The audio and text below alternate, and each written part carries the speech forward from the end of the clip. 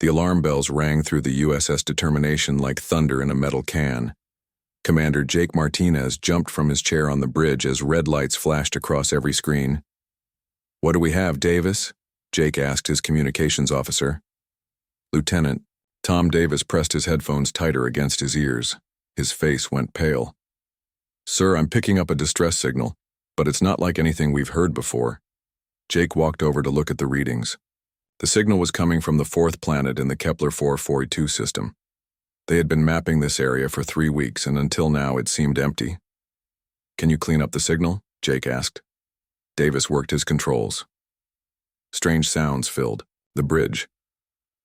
They were deep and rumbling like a giant growling. But underneath the growls, Jake could hear something else. "Fear, sir," said Navigation Officer Lisa Park from her station. "Long-range sensors are showing massive energy readings from that planet. Something big is happening down there." Jake made his decision quickly. "Change course. Take us to investigate." The ship's doctor, Michael Reed, looked worried. "Jake, we don't know what's out there. Shouldn't we call for backup first?" "By the time backup gets here, whoever is sending that signal might be dead," Jake replied.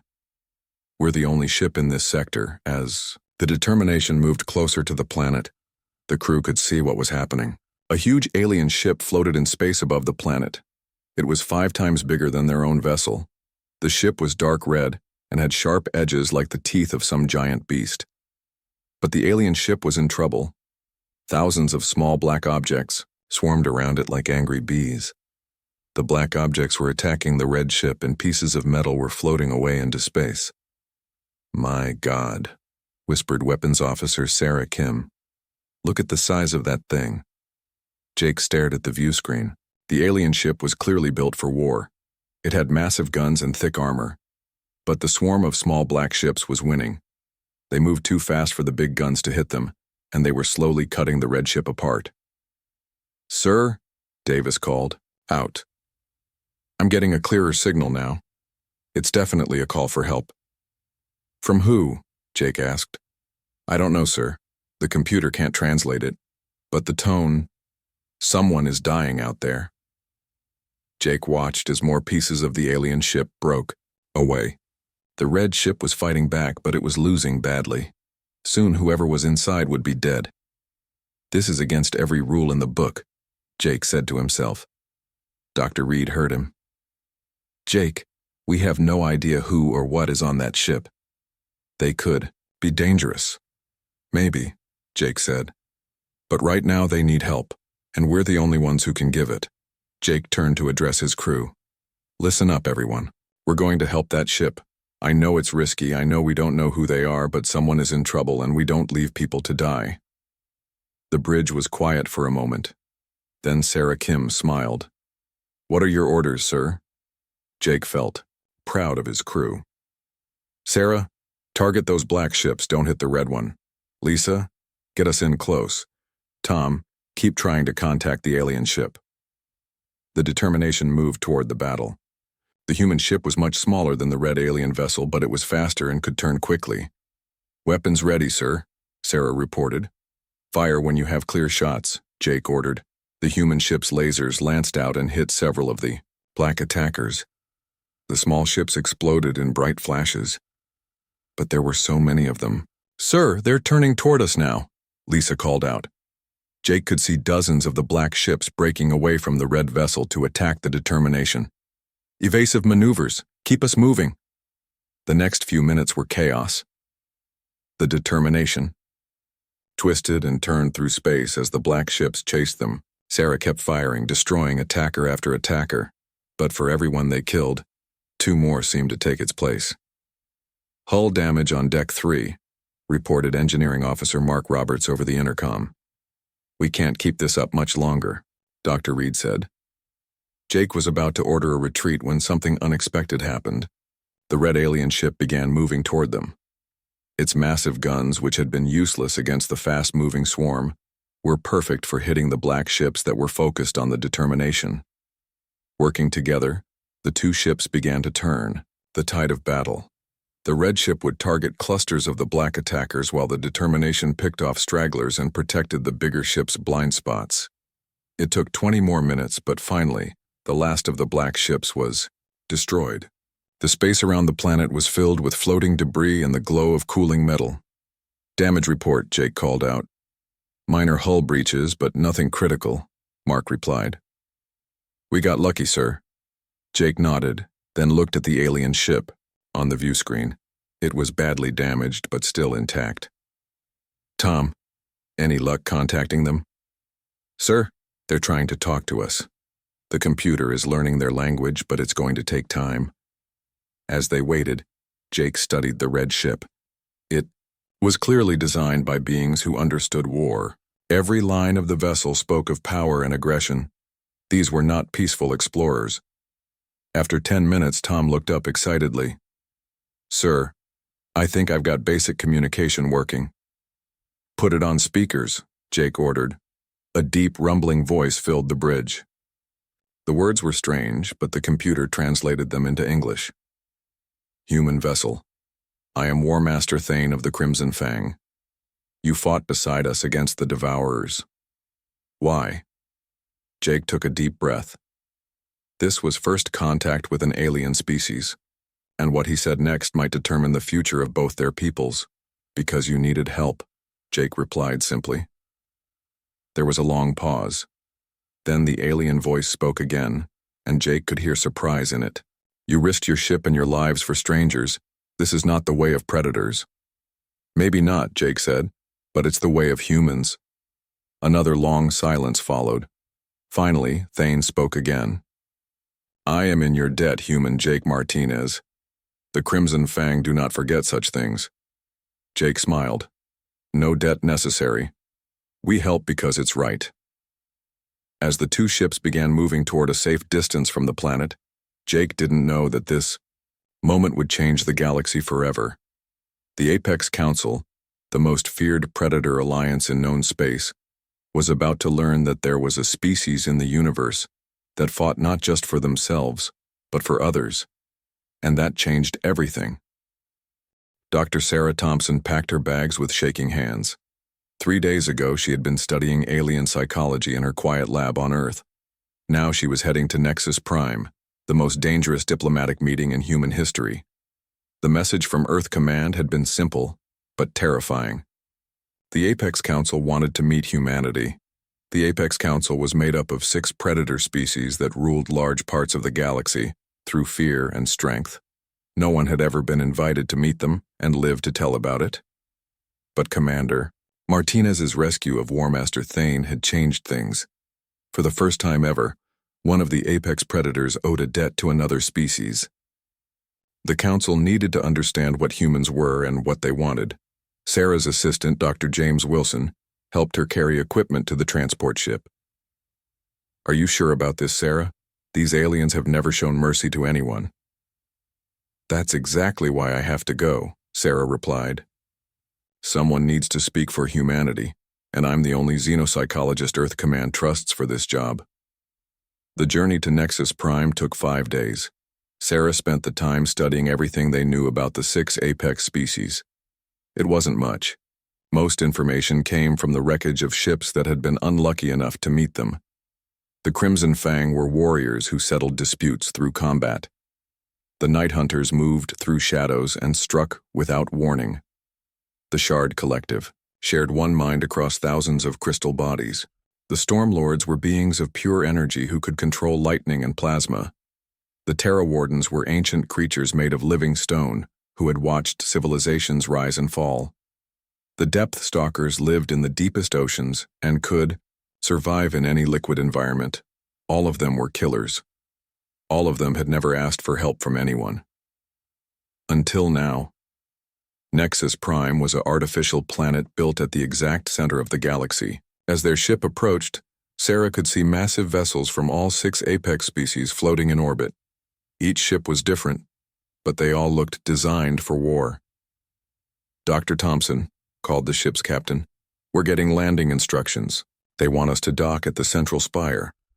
Sarah looked out the window at the enormous tower rising from the planet's surface. It stretched up into space itself, and she could see ships from all the apex species attached to different levels.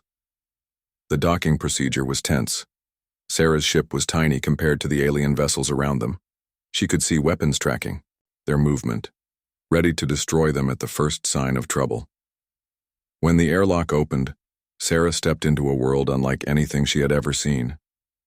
The station's corridors were huge, designed for beings much larger than humans. The walls seemed to pulse with their own light, and she could hear strange sounds echoing from different directions. Two figures waited for her in the docking bay. One was War Master Thane, whom she recognized from the recordings Commander Martinez had sent.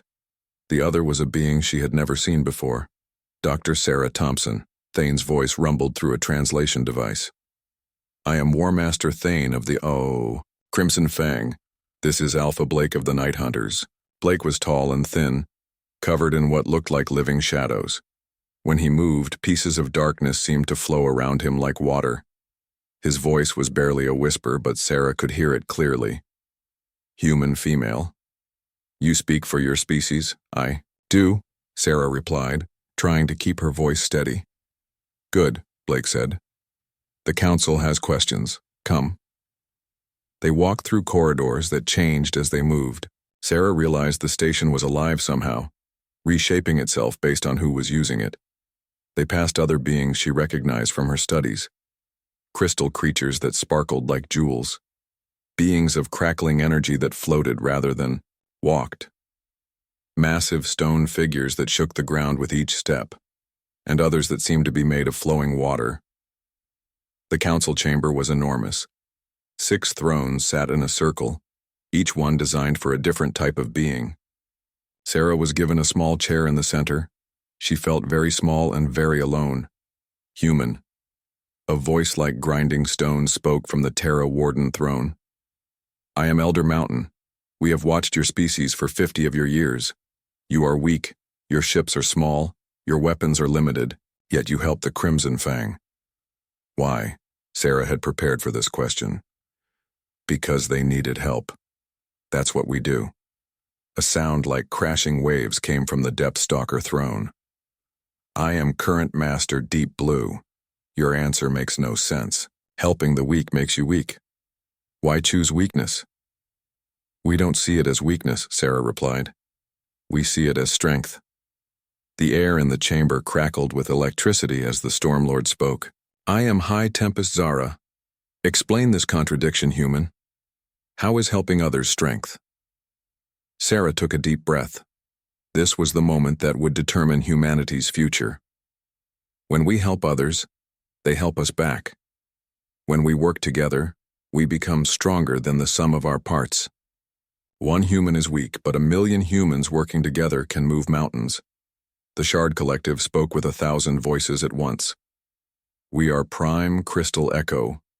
We understand unity, but we share one mind. You humans have separate minds. How do you achieve unity without shared consciousness?" "Trust," Sarah said simply. "We choose to trust each other." The council chamber fell silent. Sarah could feel 6 pairs of alien eyes studying her, trying to understand something that had never existed in their experience. War Master Thane leaned forward. "The human ship that saved us. They risked everything for strangers. This trust you speak of, it makes them do this?" "Yes," Sarah replied. "We help because we believe others would help us. We trust because we want to be trusted." Before any of the council members could respond, alarms began blaring throughout the station. The walls flashed red, and Sarah could hear weapons powering up on ships throughout the system. "Devourer Scout Fleet detected," announced the station's computer in 6 different languages. Sarah watched as the 6 apex predators, the most feared beings in the galaxy, each prepared to face the threat alone. Their ships began to separate, each species ready to fight individually against the approaching enemy. Then Sarah did something that would change galactic history forever. She activated her communication device and broadcast on all frequencies. "This is Dr. Sarah Thompson representing humanity. All ships, this is not 6 separate fights. This is one fight with 7 allies. Crimson Fang, take the center. Night Hunters, flank from shadows. Stormlords, provide covering fire. Terra Wardens, hold the defensive line. Depth stalkers protect the station. Shard Collective coordinate targeting data. Humans will fill gaps and support wherever needed. For a moment, nothing happened. Then, one by one, the apex predator fleets began moving into formation, not as 6 separate forces, but as one unified defense. The Devourer scout fleet arrived, 15 minutes later. What they found was something that had never existed before in the galaxy: perfect cooperation between natural enemies. The battle lasted only 10 minutes. The Devourers had expected to face 6 separate competing fleets. Instead, they met a unified force that anticipated their every move and covered each other's weaknesses. When the last Devourer ship was destroyed, the council chamber was completely quiet. Finally, War Master Thane spoke. "Human Sarah Thompson, what you have shown us today, it changes everything." Elder Mountain's stone voice rumbled with something that might have been amazement. For the first time in our history, the Council votes as one. Humanity will be the 7th apex species. Sarah felt tears running down her face. "Thank you, but we're not apex predators." Alpha Blake's whisper carried a new tone. "No, human. You are something far more dangerous. You are apex cooperators. And you have just taught the galaxy's greatest predators how to hunt as a pack." Captain Lisa Carter stood on the bridge of the USS Apex Guardian, looking at something no human had ever seen before. Her crew included beings from all 7 apex species, working side by side at control stations designed for different types of hands, claws, and energy forms.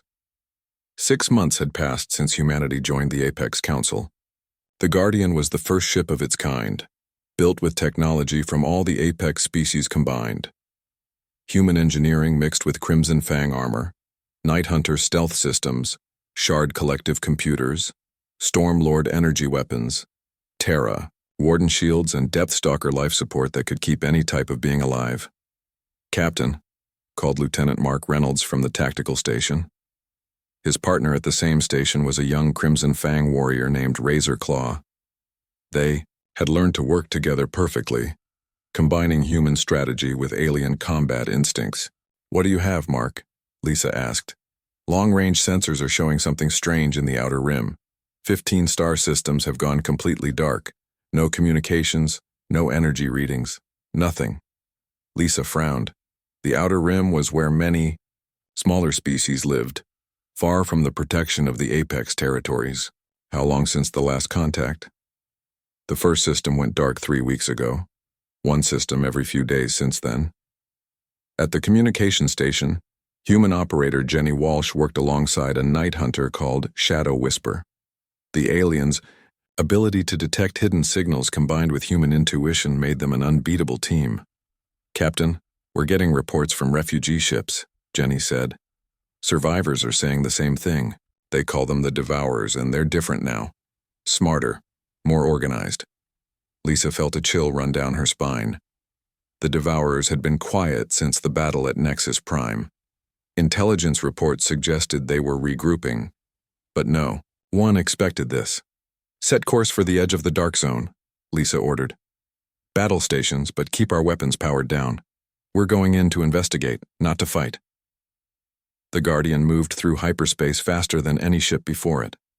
The combination of human faster-than-light technology with Stormlord energy manipulation had created something revolutionary.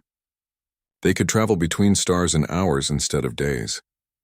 When they dropped back into normal space at the edge of the 15th Dark System, what they saw made even the battle-hardened apex predators on the crew step back in shock. The systems, planets were still there, but they were wrong. The surfaces looked normal from a distance, but energy readings showed they were hollow. Something had eaten them from the inside out, leaving only shells. "Dear God," whispered Dr. Kevin Thompson, the ship's science officer. What could do something like this? His research partner was a Shard Collective node called Crystal Mind. The living crystal's faceted surface flickered with patterns of light as it processed data. Analysis indicates rapid consumption of all organic and metallic materials. Crystal, Mind reported. Consumption rate far exceeds previous Devourer capabilities. "Captain," Mark called out, I'm detecting a space station in the asteroid belt. It looks intact. Take us in closer, Lisa ordered. Scanning teams prepare for boarding action. The station was human-built, probably a mining operation. As they approached, it became clear why it had survived. It was running on minimal power and broadcasting a continuous distress beacon. Life signs aboard, reported the ship's medical officer, Dr. Rachel Green. Her partner was a Terra Warden healer called Stoneheart, whose ancient knowledge of biology combined with human medical technology, Stoneheart confirms. Dr. Green continued. Multiple species aboard, but they're in some kind of hibernation state. Lisa made her decision. Boarding party. Mark, take a mixed team. Find out what happened and get those people to safety. Mark Reynolds led 12 beings onto the station. Humans, Crimson Fang warriors, night hunters, crystal nodes, energy beings, stone guardians, and aquatic scouts. It was the most diverse boarding party in galactic history. The station's corridors were dark and cold. Emergency lighting cast strange shadows that made even the night hunters nervous. But what bothered Mark most was the silence. No sounds of machinery. No voices. Nothing but the echo of their footsteps. They found the survivors in the station's central hibernation bay. 300 beings from a dozen species, all locked in emergency sleep pods to conserve air and power. Reynolds. To Guardian, Mark called over his communicator. We found them. They're alive, but barely. What's their condition? Dr. Green's voice crackled back. Hibernation systems are failing. We need to get them off this station fast. While his team worked to wake the survivors, Mark explored the station's computer core with crystal mind. What they found in the memory banks made his blood run cold. The recorded logs told a story of horror. The Devourers had arrived 3 weeks ago, but they weren't the same mindless swarm that had attacked Thane's ship. These Devourers had used strategy, surrounding the system and cutting off all escape routes. But the most terrifying part came next. The station's sensors had recorded the Devourers scanning every ship they destroyed, every building they consumed, every being they encountered. They were learning, copying, storing information about every species they met. Captain, Mark called, urgently. You need to see this. The Devourers aren't just destroying anymore. They're collecting data on every species in the galaxy. Lisa's voice came back immediately. What kind of data? Everything. Biology, technology, psychology, combat tactics. And Captain, there's more. The computer shows they've been building something in the system's outer reaches, something big. How big? Mark looked at Crystal Mind, whose surface was flickering rapidly as it processed the sensor data. The alien's multiple voices spoke as one. Captain Carter, the construction is larger than a moon.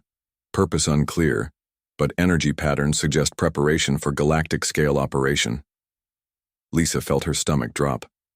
All teams, return to ship immediately. We need to get this information to Earth Command and the Apex Council. As Mark's team evacuated the survivors, the station's sensors detected new contacts at the edge of the system. 12 Devourer ships, but these were different from any they had seen before.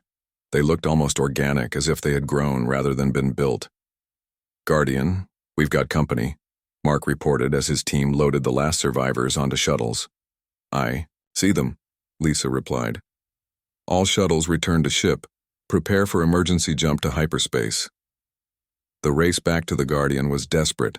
The Devourer ships moved with a purpose and intelligence that was completely unlike their previous behavior. They didn't swarm or attack randomly. Instead, they formed perfect hunting formations, trying to cut off escape routes. As the last shuttle docked, Lisa gave the order to jump. The Guardian disappeared into hyperspace just as the first Devourer weapons fired. Safe in the between space of hyperspace, Lisa called her senior staff to the briefing room. Representatives from all 7 apex species gathered around the table, their different forms creating a strange but somehow comfortable mix. Report, Lisa ordered. Mark activated the holographic display. The Devourers have evolved. They're not just consuming anymore, they're learning. Every species they encounter, every technology they absorb, every tactic they observe gets added to their collective knowledge. Stoneheart's deep voice rumbled through the room. Ancient Terra Warden records speak of such beings. They are called the endless hunger. They consume galaxies to feed their growth. Shadow Whisper's form flickered in the darkness.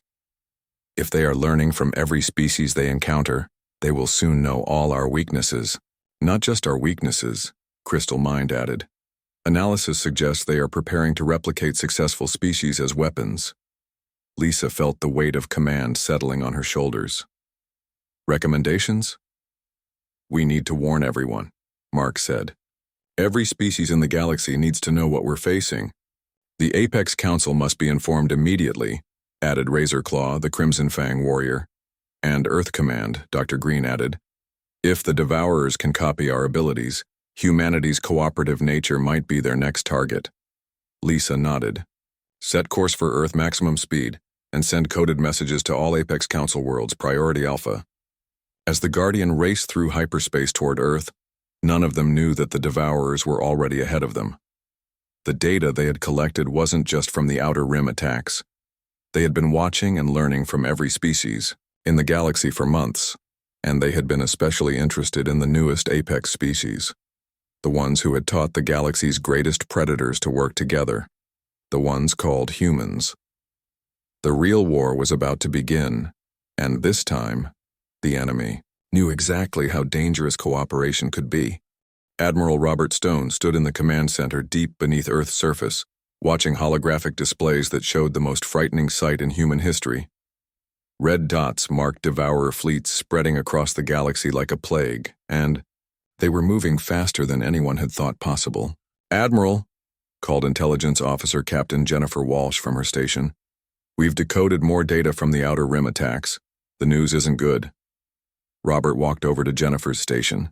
Around him, officers from all 7 Apex species worked side by side, their different forms and abilities combining to create the most effective command center ever built. "What did you find?" Robert asked. Jennifer activated a holographic display. "The Devourers aren't from this galaxy, sir. They're refugees from Andromeda. Their home galaxy was destroyed by a cosmic disaster 2 million years ago." A Terra Warden, intelligence officer called Mountain Echo, spoke in his deep, grinding voice. "This explains their behavior. They consume entire galaxies to survive the journey between star systems." "That's not the worst part," Jennifer continued. "They've been planning this invasion for centuries. Every species they've encountered, every technology they've absorbed, it's all been preparation for consuming our entire galaxy." Robert felt his stomach sink. "How long do we have?" "Based on their current advancement rate, 6 months before they reach the core systems. 3 months before they hit Earth." At that moment, Commander Tyler Brooks entered the command center. His uniform was torn and dirty, and he looked exhausted.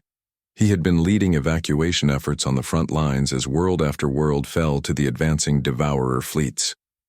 "Admiral," Tyler reported, "Kepler Prime has fallen. We managed to evacuate most of the population, but barely." "Casualties?" Robert asked. "That's the strange part, sir. The human colonists refused to leave without their alien neighbors. A group of 50 humans stayed behind to help evacuate a Centauri settlement. They knew it meant certain death." Robert frowned. "Did they make it out?" Tyler shook his head. "No, sir. But because they stayed, we saved 3,000 Centauri families. The footage has been broadcast across the galaxy." Jennifer pulled up the transmission on her screen. Robert watched as human colonists worked frantically to load alien families onto the last evacuation ships. Even as Devourer forces approached, the humans never stopped helping others escape. "Sir," Mountain Echo rumbled, "this behavior is spreading. Other species are beginning to copy human evacuation tactics. They are choosing to help strangers instead of saving only themselves." Robert felt a mix of pride and sadness. "How many worlds have we lost?" 47 systems in the last 2 weeks, Tyler replied. "But sir, something interesting is happening. The evacuations are working better than ever before. Other species are staying behind to help, just like humans do." Before Robert could respond, alarms began blaring throughout the command center. The main display showed massive energy readings approaching the Sol system. "Admiral," called Communications Officer David Park, Long-range sensors show a Devourer main fleet dropping out of hyperspace. They're heading straight for Earth. Robert looked at the size of the approaching fleet and felt his blood run cold. Thousands of ships, each one larger than humanity's biggest vessels. This was the final battle, and Earth was completely outnumbered. How long until they reach Earth? Robert asked. 18 hours, sir, David replied. Robert activated the galaxy-wide communication system. This is Admiral Robert Stone, Earth Defense Command. All Allied fleets, this is it. They're coming for Earth. If we lose here, we lose everything. One by one, responses came in from across the galaxy. Crimson Fang war fleets changed course toward Earth. Night Hunter stealth ships materialized from the shadows. Stormlord energy beings raced through space faster than light. Terra Warden fortress ships began their slow but unstoppable journey to Sol. Shard Collective hive ships coordinated their movements with perfect precision. Depth Stalker vessels emerged from the depths of gas giant oceans. But even combined, the Allied fleets were badly outnumbered. Sir, Jennifer said quietly, mathematical analysis shows we have a 12% chance of victory. Robert nodded grimly. Then we make that 12% count. As the Devourer fleet approached, something unexpected happened. Ships began arriving at Earth that weren't part of the Apex Council. Vessels from hundreds of species that had been saved by human evacuation efforts started appearing in Earth's defense grid. Admiral? David called out excitedly. We're getting messages from refugee fleets across the galaxy. The Centauri survivors from Kepler Prime are coming to help. The Altair colonies we evacuated last week have sent their entire fleet. Sir, they're all coming. Robert watched as the tactical display filled with thousands of new contacts. Ships from species he had never heard of, all coming to defend the world that had taught them the meaning of sacrifice. Sir, Tyler said with wonder in his voice, final fleet count shows we're evenly matched, all because humans taught others to help strangers. The battle began at dawn on Earth's eastern coast. Robert watched from the command center as the largest space battle in galactic history unfolded above his homeworld. Devourer ships clashed with Allied fleets in a fight that stretched from Earth to Mars. But something was wrong. The Devourers weren't fighting like before. Their movements were too coordinated, too precise. They had learned from every species they had encountered, and now they were using that knowledge against the Alliance. Admiral, Mountain Echo reported, Devourer forces are adapting to our tactics in real time. They have learned to counter every strategy we use. How is that possible? Robert asked. Jennifer looked up from her analysis station. Sir, they're not just copying individual species anymore. They're combining abilities from different races. They have ships with Crimson Fang armor, Night Hunter stealth, Stormlord weapons, and human coordination. Robert realized the terrible truth. They've learned everything that makes us strong, and now they're using it against us. The battle raged for hours. Allied ships fought bravely, but the Devourers seemed to anticipate every move. For every successful attack, the Alliance made the Devourers countered with something even more effective. Sir, Tyler reported from the evacuation control center. They're breaking through the outer defenses. Devourer landing forces are heading for Earth's surface. Robert made the hardest decision of his life. Begin planetary evacuation. Get as many people off Earth as possible. As evacuation ships began launching from Earth's surface, Robert received a message that changed everything. Admiral, David called out. Priority transmission from Captain Maria Rodriguez on the front lines. Maria's voice crackled over the communicator. Admiral, I think I know how to stop them, but I need a boarding party, and we'll probably all die trying. What do you have in mind, Captain? Robert asked. Sir, the Devourers learned to copy us, but there's one thing they can't copy. They can't understand why we help others. If I can get to their command ship with representatives from all the apex species, maybe we can show them something they've never seen before. Robert looked around. The command center had beings from 7 different species working together to save his world. Maria, you have whatever you need. Thank you, sir. If this works, we won't need to fight them anymore. If it doesn't, well, it's been an honor serving with all of you. As Maria's ship headed toward the massive Devourer command vessel, Robert realized that humanity's greatest battle wasn't going to be won with weapons.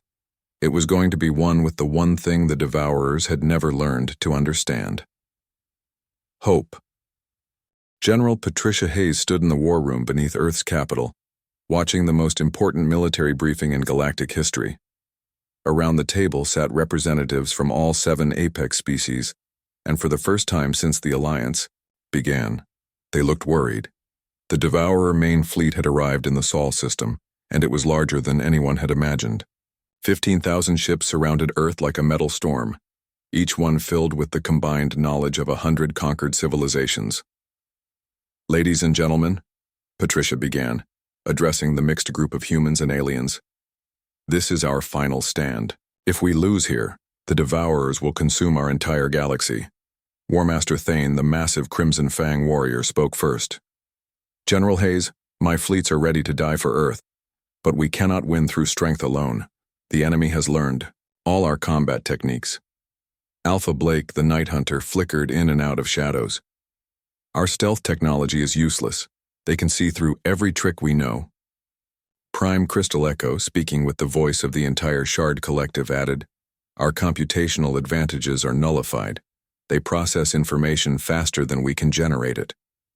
"The situation is the same for all our species," rumbled Elder Mountain of the Terra Wardens.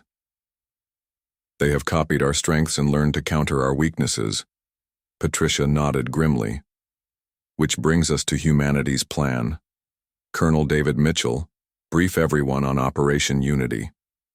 David Mitchell stood up and activated the holographic display. He was a pilot who had spent months learning to work with mixed crews from all apex species. His co-pilots and crew members from different alien races had taught him something important about cooperation. "The plan is simple but dangerous," David began. "We merge all 7 apex fleets into one organism, with human crews serving as the coordination system for the entire force." Current Master Deep Blue, the aquatic depth stalker, made a sound like crashing waves. "This has never been attempted. Our species have fought separately for millions of years." "That's exactly why it might work," David replied. "The Devourers have learned to fight against individual apex species. They've never seen us work as a truly unified force." High Tempest Zara, the Stormlord energy being, crackled with electricity. "The risk is enormous. If we merge our fleets and the plan fails, we lose everything at once." Patricia leaned forward. "If we don't try, we lose everything anyway. The choice is between certain death and possible victory." The room fell silent as each species representative considered the proposal. Finally, War Master Thane spoke. "The Crimson Fang have learned much from humans. We accept this plan." One by one, each apex species agreed. For the first time in galactic history, 7 predator species would fight as one unified organism. The preparation took 12 hours. Human coordination. Specialists worked with each alien fleet, creating communication networks that had never existed before.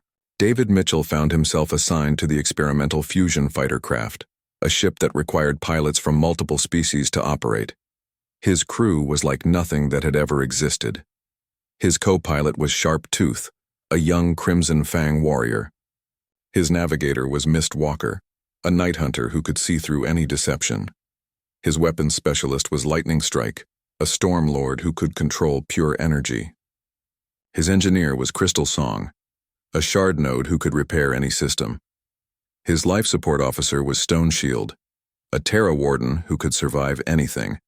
His communications officer was Deep Current, a depth stalker who could coordinate with any type of being. "This shouldn't work," David muttered as he looked at his impossible crew. "But it does," Sharptooth replied in his growling voice. "Because humans taught us something our species never knew before." "What's that?" David asked. "Trust," Mistwalker whispered from the shadows. The battle began at dawn Earth time. The unified Apex fleet moved like nothing the galaxy had ever seen. Instead of 7 separate forces, they attacked as one organism with 15,000 ships, working in perfect coordination. David's fusion fighter led a squadron of similar mixed crew vessels. As they dove toward the Devourer command ships, he realized something amazing. The different species weren't just working together, they were thinking together. Sharptooth's combat instincts combined with Mistwalker's stealth skills and lightning. Strike's energy control created tactics that none of them could have developed alone. David, Crystal Song's musical voice rang through the ship. Devourer forces are showing confusion. Their response patterns indicate they cannot predict our coordinated attacks. On the main battle display, David could see the entire conflict. The Apex Alliance moved like a single massive predator, with human coordinators serving as the nervous system that connected all the parts. When Crimson Fang forces charged into battle, Night Hunters appeared from shadows to protect their flanks.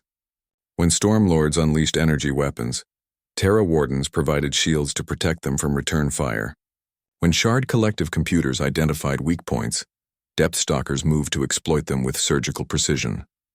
For the first time since the battle began, the Devourers were losing.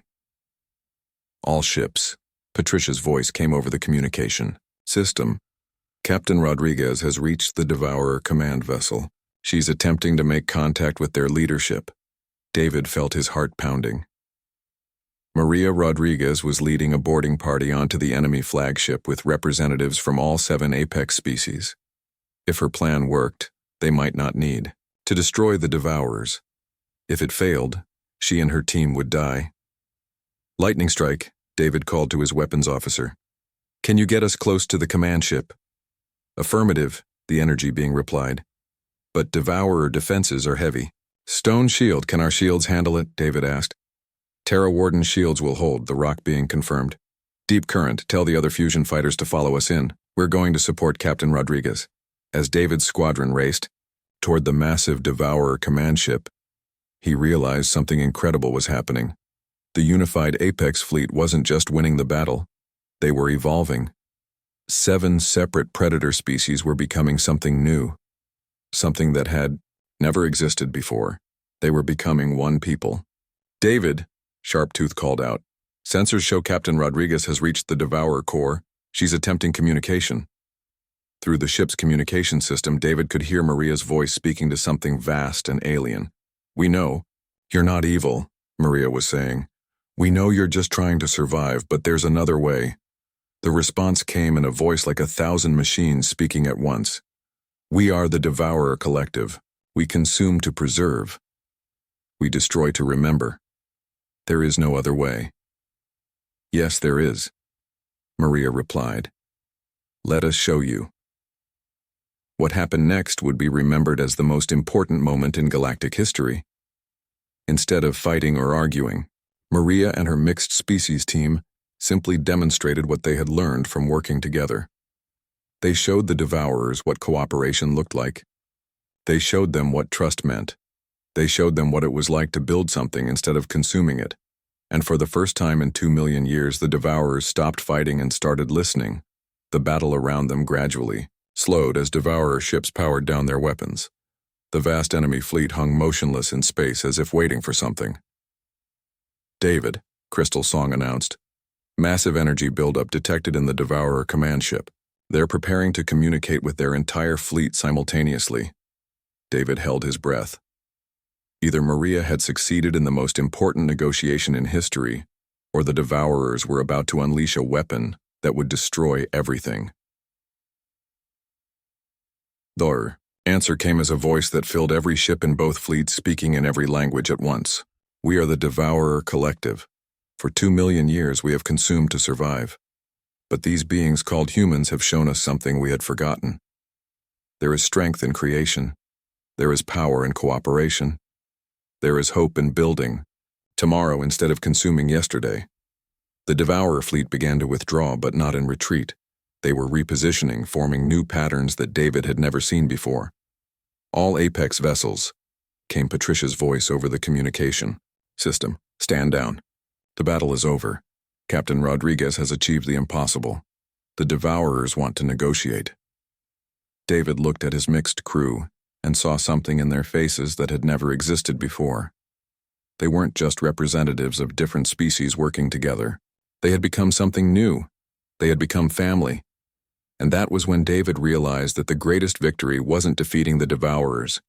It was showing them that there was a better way to survive than consuming everything in sight. Galaxy was about to change forever, and it all started because humans had taught the apex predators how to trust each other. Ambassador Thomas Anderson stood before the most unusual gathering in galactic history. The massive chamber on Nexus Prime had been expanded to accommodate not just the 7 apex species, but also the collective consciousness of the Devourers. The Devourer representative was unlike anything Thomas had ever seen. It looked like flowing metal shaped into a roughly humanoid form, but its surface showed images of 1,000 different worlds and civilizations. This was the living memory of an entire galaxy that had died 2 million years ago. Ambassador Anderson, the Devourer spoke with voices from across time and space. We have agreed to hear humanity's proposal, but understand we have consumed 1,000 galaxies. What could you possibly offer that we have not already taken? Thomas looked around the chamber at representatives from all 7 apex species. These beings, who had once been the most feared predators in the galaxy, were now united in a common cause. And it had all started because humans believed in helping strangers. We offer you something you lost 2 million years ago, Thomas replied calmly. We offer you hope. The Devourer's surface rippled with images of dying stars and crumbling worlds. Hope is a luxury we cannot afford. We preserve the memories of the dead by consuming the living. It is the only way to keep our lost civilization alive. No, it isn't, Thomas said. Let me show you what we've learned. Thomas activated a holographic display that showed the current galaxy, but not as it was. Instead, it showed what it could become. Your technology can terraform dead worlds and create artificial stars. The apex species have the strength to build and protect new civilizations. Humanity has the ability to bring different peoples together. Instead of preserving the past by destroying the present, we can honor the dead by creating the future. Prime Crystal Echo, representing the Shard Collective, added her 1,000 voices to the conversation. The mathematical possibilities are fascinating. Construction instead of consumption, creation instead of destruction. War Master Thane stepped forward, his massive form somehow managing to look hopeful. The Crimson Fang understands strength, but we have learned from humans that the greatest strength comes from protecting others, not conquering them. Alpha Blake materialized from the shadows.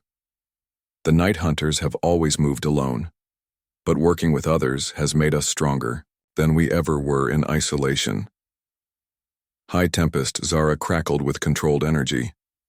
The Stormlords command the power of stars, but power shared is power multiplied. Elder Mountain's stone voice resonated through the chamber. The Terra Wardens have watched civilizations rise and fall for millions of years.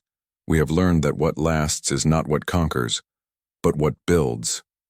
Current Master Deep Blue's Liquid voice added. The Depth Stalkers know the value of hidden depths, but we have discovered that sharing our depths with others creates oceans of possibility. The Devourer's form shifted, showing images of the galaxy they had lost. You speak of hope and building, but we carry the weight of an entire dead galaxy. How do you propose to honor our lost civilization while creating new ones? Thomas smiled. This was the moment he had been preparing for his entire diplomatic career. By making them partners in creation instead of prisoners of memory. The holographic display changed to show Thomas's proposal in detail. It was ambitious beyond anything ever attempted. The construction of an artificial galaxy designed specifically to house refugees from cosmic disasters. Haven Galaxy, Thomas explained. A place where the memories of your lost civilization can live again, not as echoes preserved through consumption, but as teachers helping new civilizations grow and flourish. The Devourer was silent for a long moment, its surface showing rapid flashes of images. Finally, it spoke. This is impossible. The energy requirements alone would drain 100 star systems. Not if we work together, Thomas replied. Devourer. Technology for construction and energy manipulation. Apex species strength for protection and building. Human coordination to bring it all together. Over the next several hours, the details were worked out. The Devourers would share their advanced construction technology, but instead of using it to consume and preserve, they would use it to build and create. The apex species would provide protection and raw materials. Humanity would coordinate the massive project and help integrate refugees from other galaxies. But the most important part of the agreement was symbolic. The artificial galaxy would be built around a new star created from the combined technologies of all 8 species. The Devourers would contribute the memories of their lost sun. The apex species would provide the energy and materials, and humans would kindle it with the fire of hope. The negotiation was concluded with a ceremony unlike any in galactic history. Representatives from all 8 species placed their hands, claws, crystals, energy forms, and metallic appendages on a single control crystal. Together, they activated the beacon that would call refugees and survivors from across the universe to join the Haven Galaxy project. 50 years later, Fleet Admiral Jessica Cooper stood on the observation deck of the construction ship New Horizon, watching the most beautiful sight in the universe.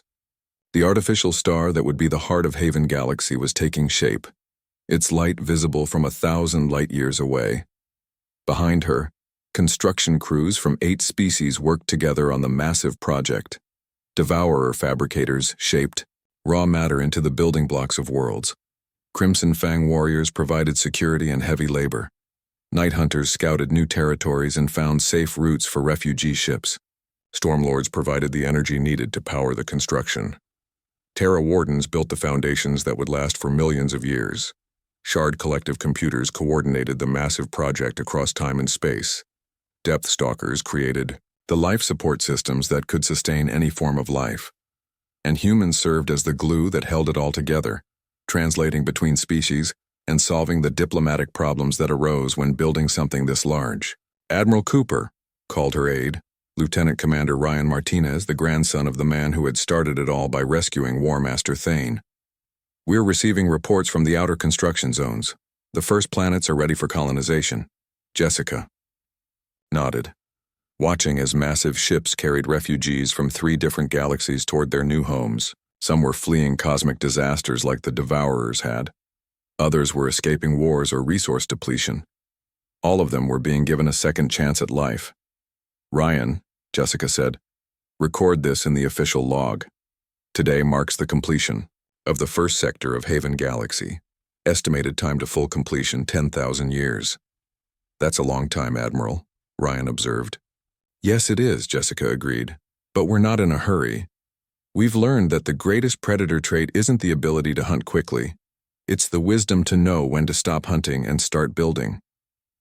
Through the observation deck's massive windows, Jessica could see ships from hundreds of species working together on the construction project. What had once been the galaxy's most feared predators were now its greatest protectors, united not by conquest, but by the simple human idea that helping strangers was the right thing to do. In her final log entry as Fleet Admiral, Jessica wrote, "The predators of the stars have placed their trust in mankind, and in return, mankind has shown them that the greatest hunt of all is the hunt for hope.